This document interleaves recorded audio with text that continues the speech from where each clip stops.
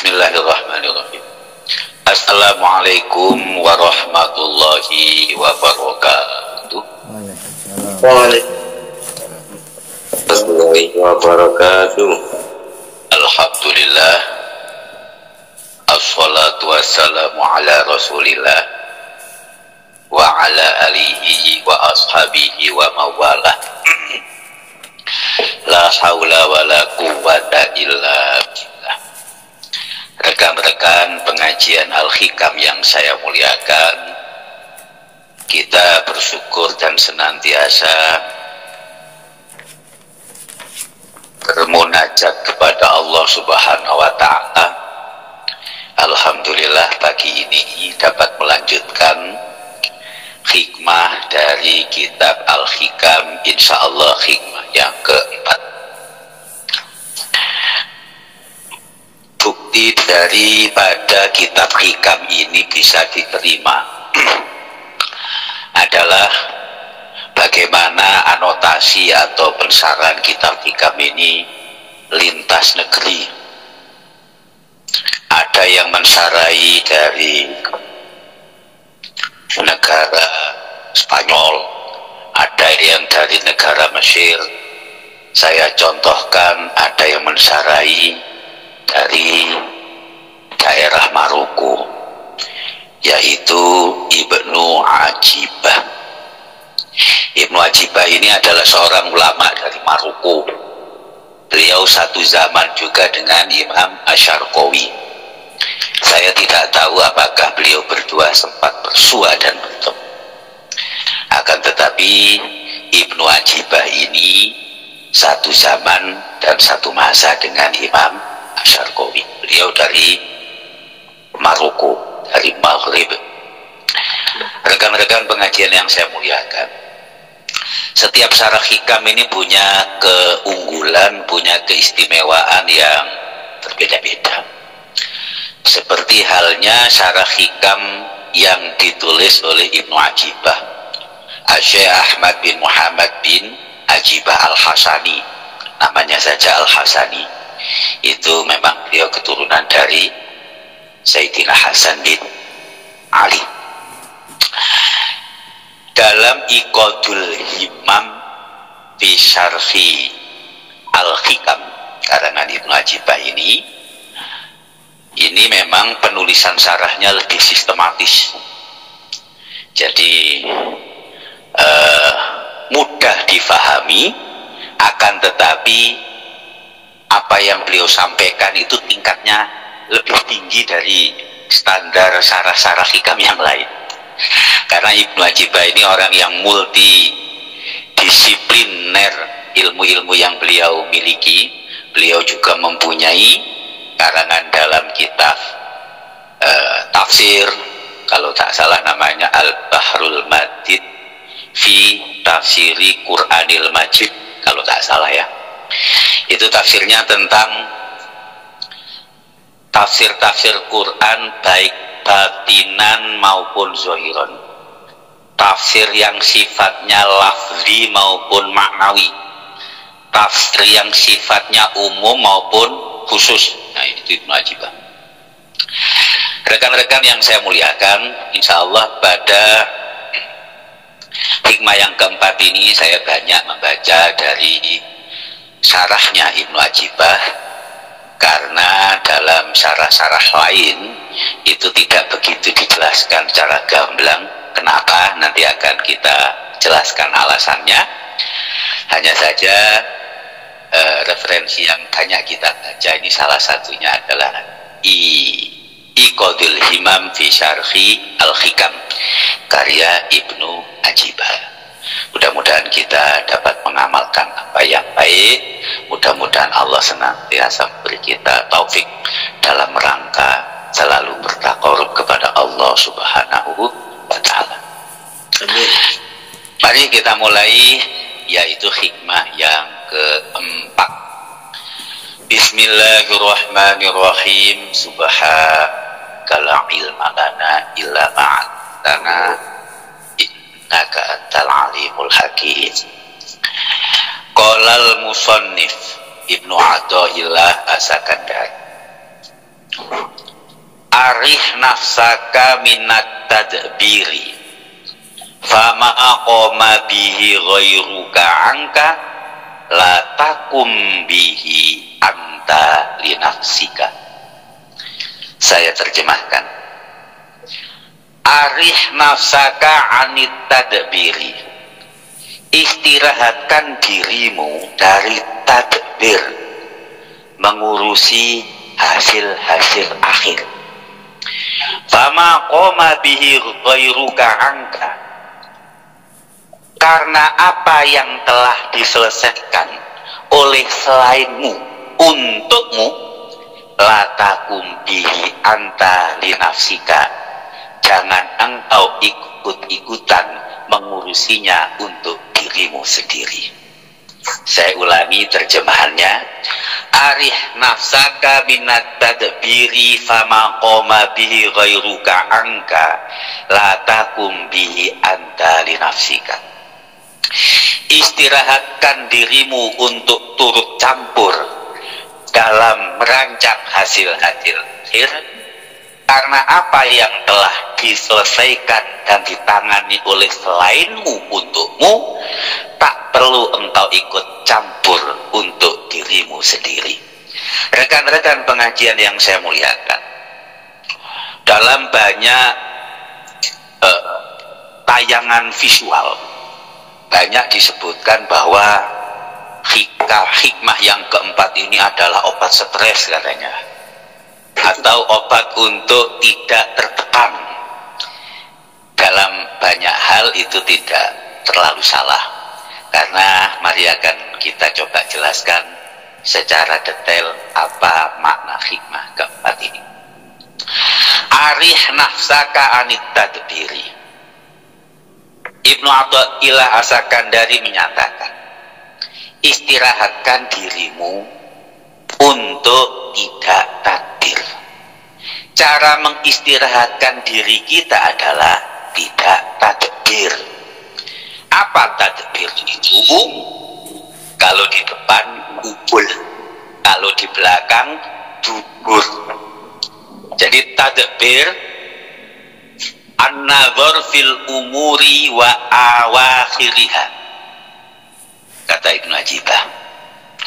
Tadbir ini secara bahasa diartikan adalah secara jeli memperhatikan detail-detail banyak hal dan memperkirakan bagaimana hasil akhirnya.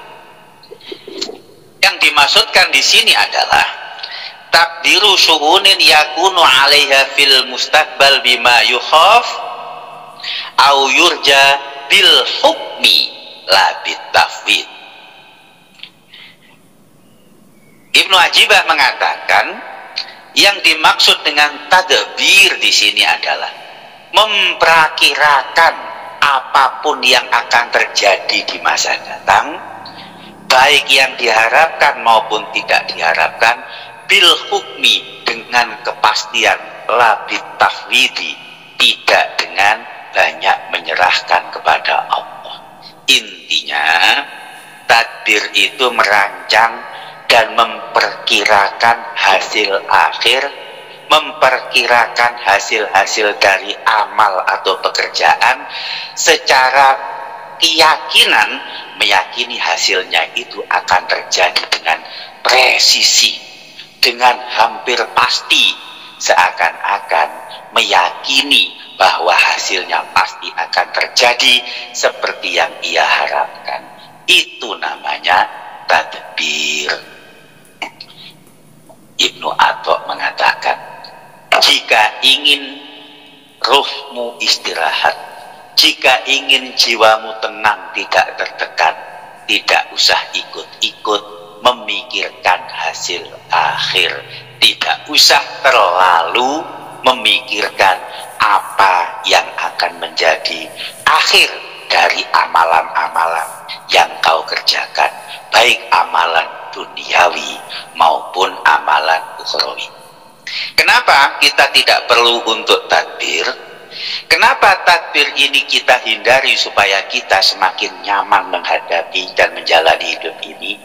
Karena fama bihi ghairuka, Apa yang telah ditangani, dituntaskan, diselesaikan oleh selainmu, yaitu Allah. La taqbi anta li nafsika. Tak perlulah engkau ikut dan turut campur untuk dirimu sendiri. Siapa yang menentukan hasil akhir? Allah. Siapa yang bisa menentukan bagaimana hasil dari sebuah amal dan pekerjaan? Allah. Tak perlu kita memikirkan hasil akhirnya, merancang bahkan memastikan seperti apa hasilnya. Serahkan saja kepada Allah, karena itu urusan Allah.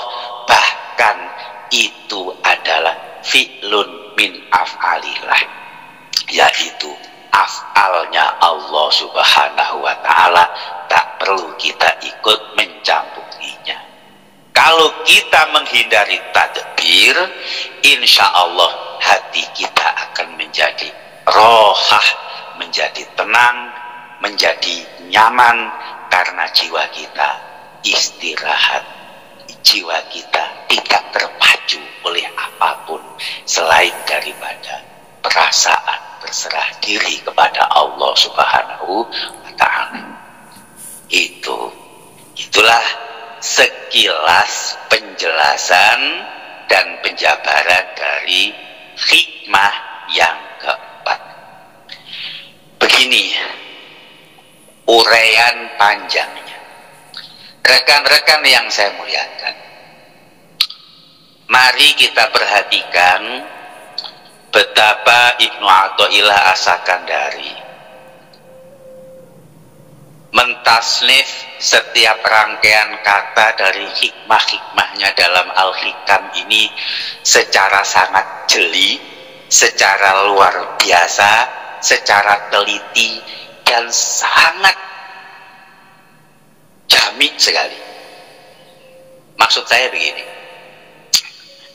sebelum saya melanjutkan itu, saya ingin menyampaikan sebuah pernyataan dari Ibnu Ajibah. Ibnu Ajibah itu pernah menyatakan bahwa andailah sholat itu bacaannya bisa diganti dengan selain Quran, niscaya hikmah-hikmah dari Al-Hikam itu yang boleh untuk menggantinya, katanya begitu. Jadi itu pernyataan dari Ibnu Ajibah menukil dari seorang syekh namanya Al-Bana. Jadi begitu indahnya, begitu jamiknya, begitu bagusnya, begitu hebatnya Ibnu Athaillah As-Sakandari dalam membuat pernyataan-pernyataannya di Al-Hikam ini, sampai-sampai Ibnu Ajibah mengatakan, ini andai yang tidak terjadi ya, andai bolehlah bacaan selain Al-Quran itu dibaca dalam sholat, niscaya hikmah-hikmah dalam Al-Hikam yang diperbolehkan untuk dibaca. Rekan-rekan yang saya muliakan, mari kita telaah kembali hikmah yang ke Arif nafsaka minat tadbiri. Arif, istirahatkan dirimu. Kita sering mendengar ruh. Ruh itu adalah jiwa, bagian dari kehidupan makhluk hidup yang bukan fisik badannya, itu biasanya dinamakan dengan sering dalam bahasa lain kita sebut soul atau jiwa, ruh. Ruh ini sering kita dengar, tapi kita sering tidak sadar bahwa ruh itu satu akar kata dengan rohah, dengan rauh. Rauh itu artinya adalah nyaman. Rohah itu artinya nyaman. Sehingga dalam bahasa Indonesia istirahat, mencari kenyamanan dengan cara berhenti untuk melakukan banyak aktivitas, itu namanya istirahat. Itu kan terambilkan dari roh. Seharusnya jiwa itu sesuai dengan akar kata di mana ia diambil. Roh, seharusnya jiwa itu memang nyaman. Seharusnya jiwa itu tenang. Seharusnya jiwa itu tidak banyak berkecamuk. Karena roh itu terambilkan dari rauhah. Sebagai sebagai perbandingan dalam hikmah ini. Para ulama-ulama yang mensyarahi itu beliau-beliau sering menyitir hadis Rasulullah Muhammad Sallallahu Alaihi Wasallam. Hadis ini diriwayatkan dari Abdullah bin Mas'ud. Wa innallaha biqisatihi wa adlihi. Dan Allah dengan pembagian dan keadilannya.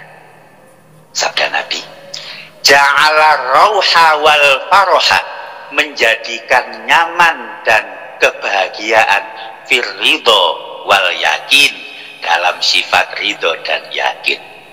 Wa ja'alal hamma wal hazana bisuhti, dan menjadikan susah dan resah hati dalam kemarahan. Masya Allah, ini relate sekali. Jadi Nabi bersabda, Allah menjadikan rauh wal faroh, kenyamanan dan kebahagiaan dalam ridho dan yakin.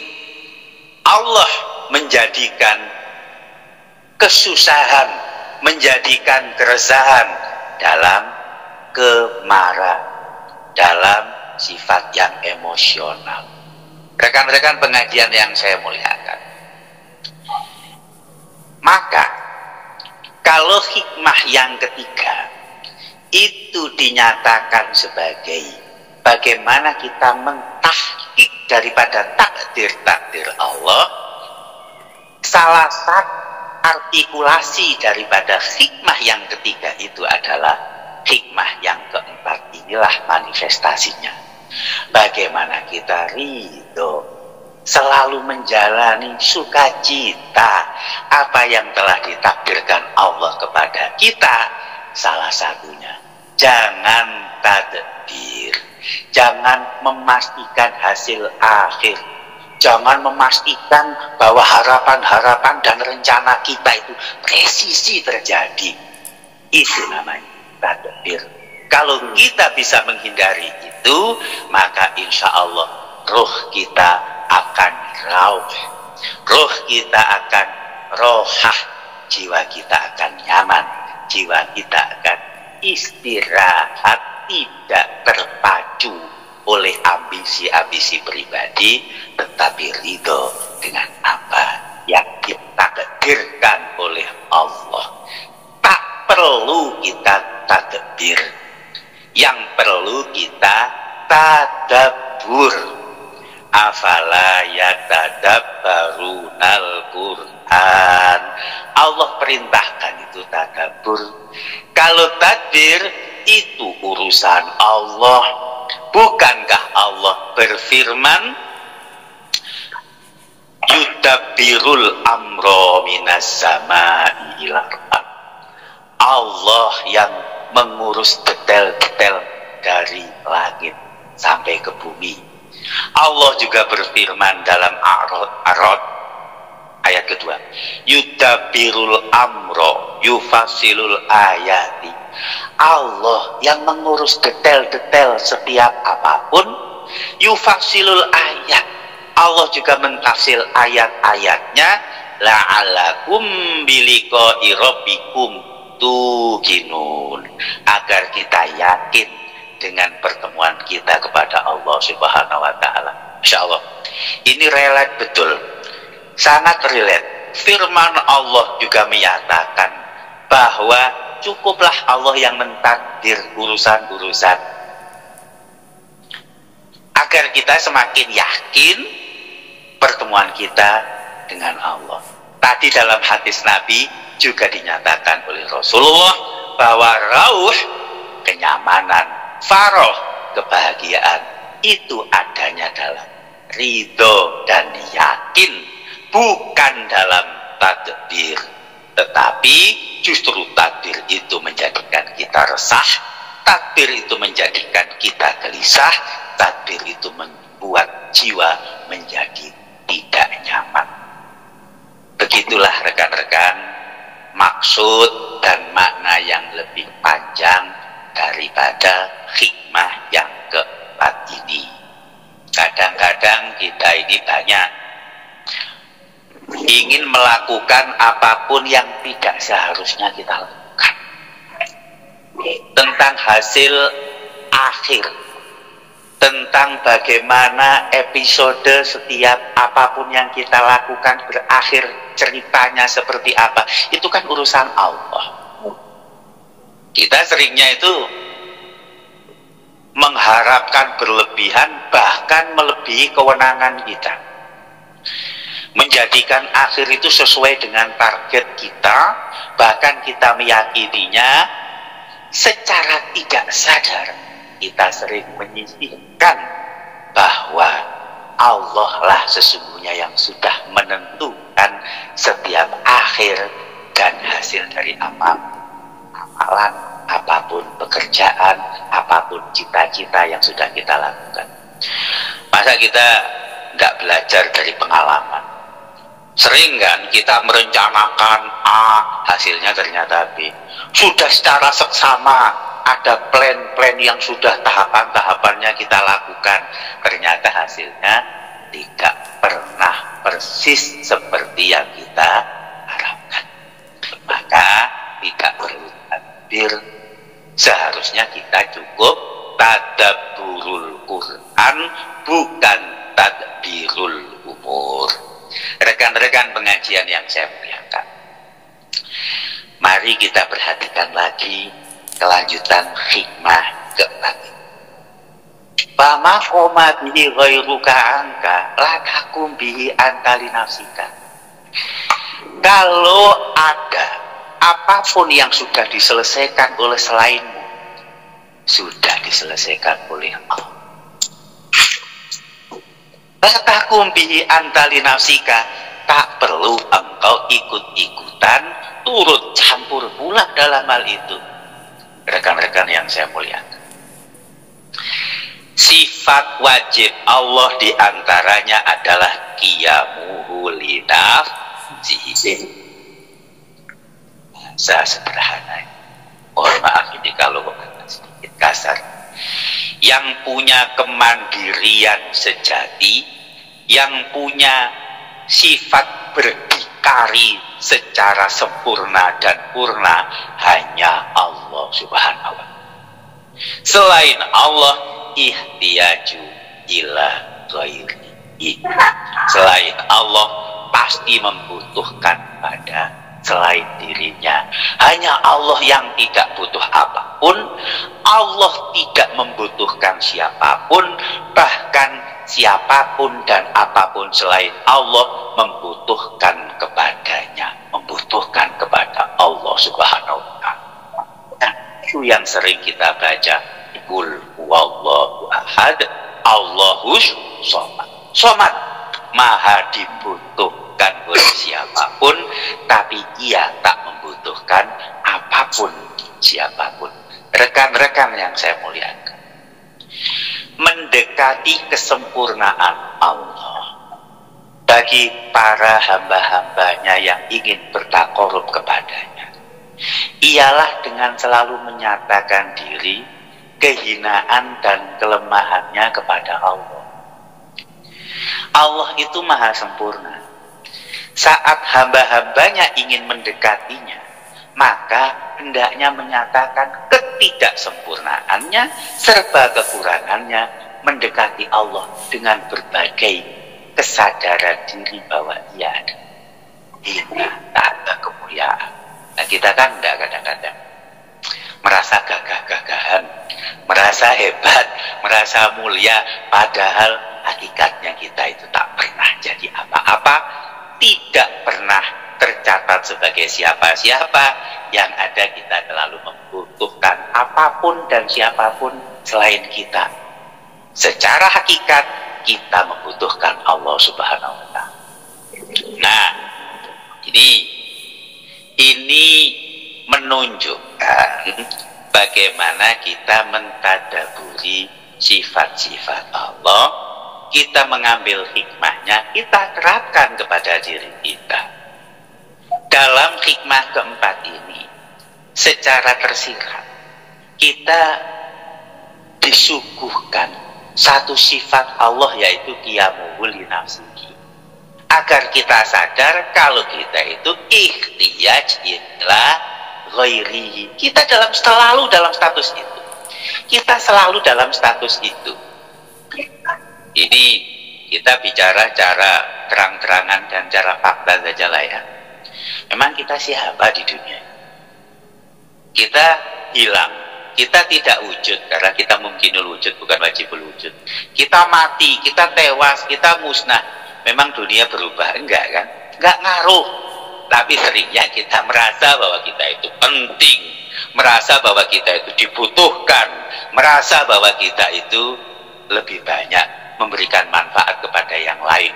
Faktanya lebih banyak manfaat yang kita ambil dari orang lain kepada kita, dari selain kita untuk kita, daripada manfaat yang kita berikan dari kita untuk selain kita. Ini menunjukkan harus kita sadari sebagai orang beriman bahwa Allah lah yang qiyamuhu bi nafsihi, kita selalu ihtiyaj li ghairi. Rekan-rekan yang saya muliakan, maka dari hikmah keempat ini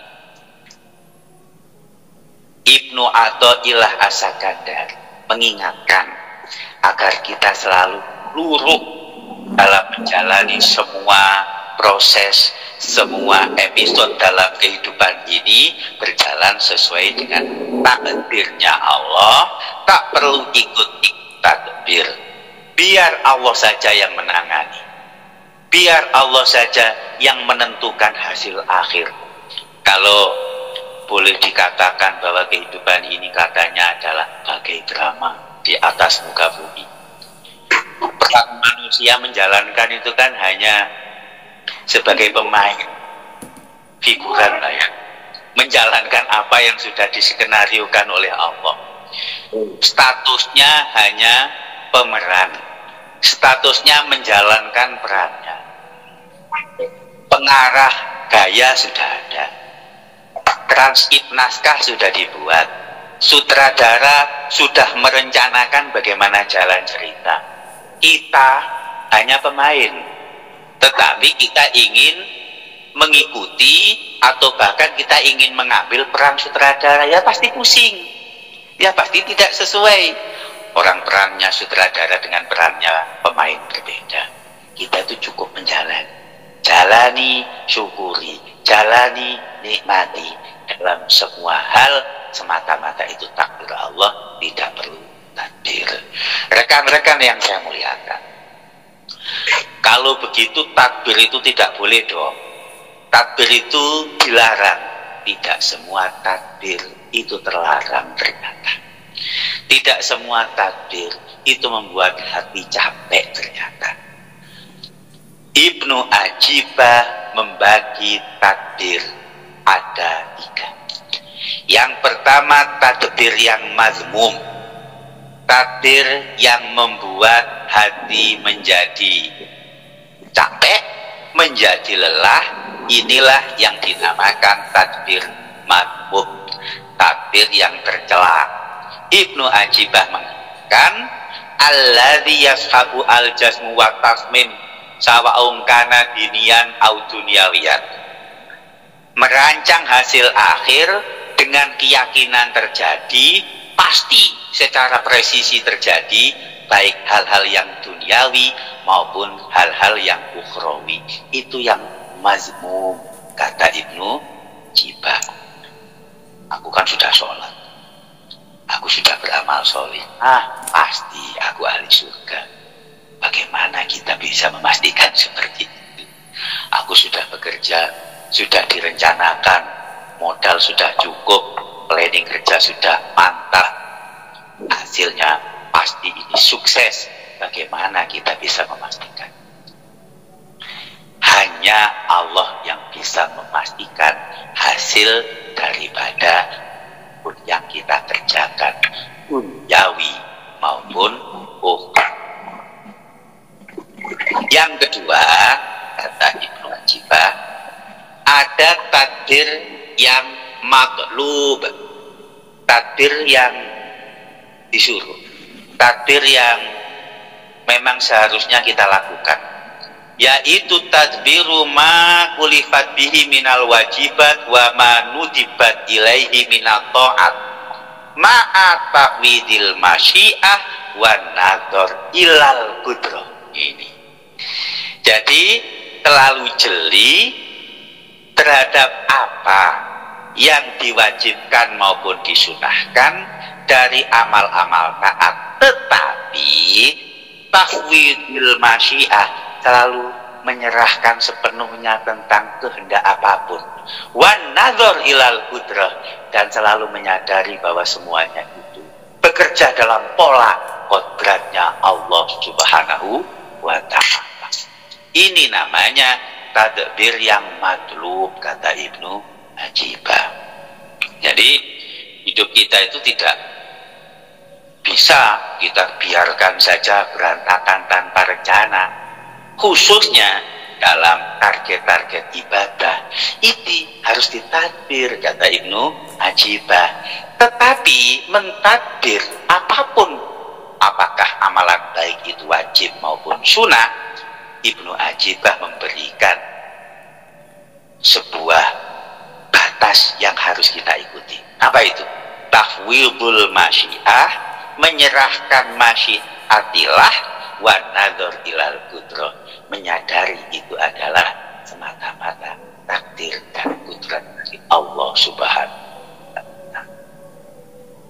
Dan yang terakhir, kismul mubah, yaitu takdir yang mubah. At-tadbir fi amri dunyawiyin ma'at tafwid lil masyiah wa nadhar lima yabrudu minal qudrah. Dalam hal-hal duniawi, target-target pekerjaan, planning untuk mendapatkan hasil-hasil yang sifatnya duniawi, ini adalah tadbir yang mubah, tadbir yang diperbolehkan. Ibnu Ajibah dalam Iqadul Himam, beliau menyertakan hadis Rasulullah Muhammad SAW. At-tadbiru nisful aish. Takdir, perencanaan dengan jeli sampai dengan seperti apa nanti hasil akhir dari pekerjaan, nisful aish, itu adalah separuh kehidupan.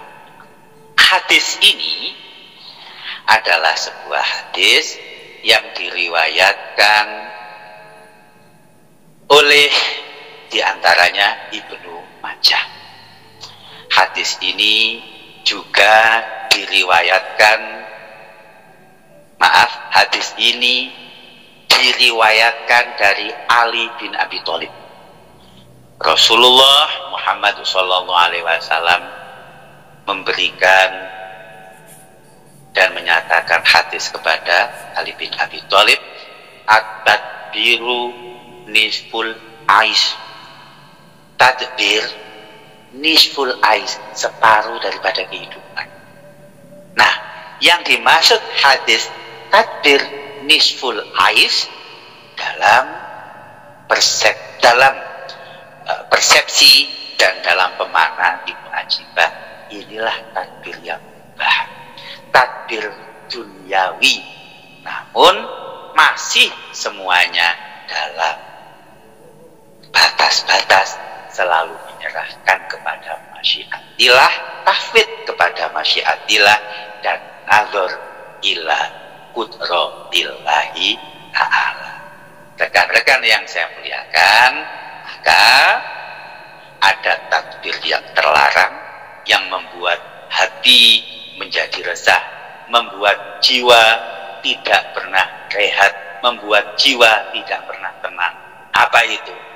Takdir memastikan sesuatu hasil akhir dengan seakan-akan itu terjadi tanpa melihat masyiatillah, tanpa memperhatikan qudratillah.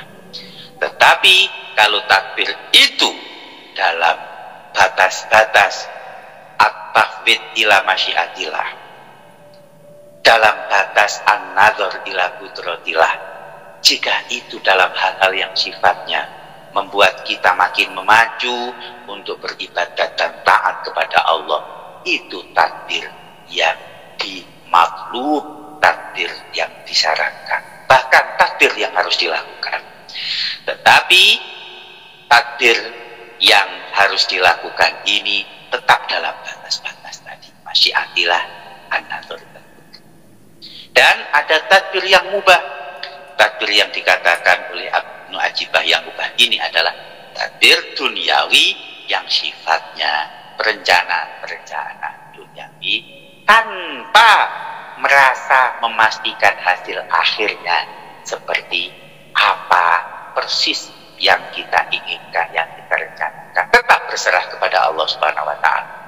Sesuai dan sejalan dengan sabda Rasulullah, at-tadbiru nisful ais. Rekan-rekan pengajian Al-Hikam yang saya berikan, maka arih nafsaka anit tadbiri fama qoma bihi ghairuka angka la takum bihi anta dinafsika. Istirahatkan jiwamu, tidak usah ikut-ikut merancang hasil akhirnya persis seperti apa yang kita inginkan. Hasil akhir itu Allah yang al-qiyabihi bama qoma bihi ghairuka anta.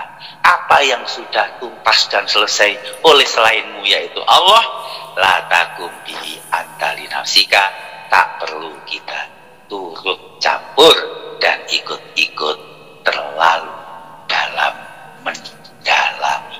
Rekan-rekan yang saya muliakan, inilah hikmah yang keempat. Mudah-mudahan ada banyak manfaat yang bisa kita ambil, apa yang baik mudah-mudahan bisa kita lakukan bitaufiqillahi ta'ala, apa yang buruk bisa untuk kita jauh. Akhirul kalam, mohon maaf apabila ada khilaf dan salah. Wassalamualaikum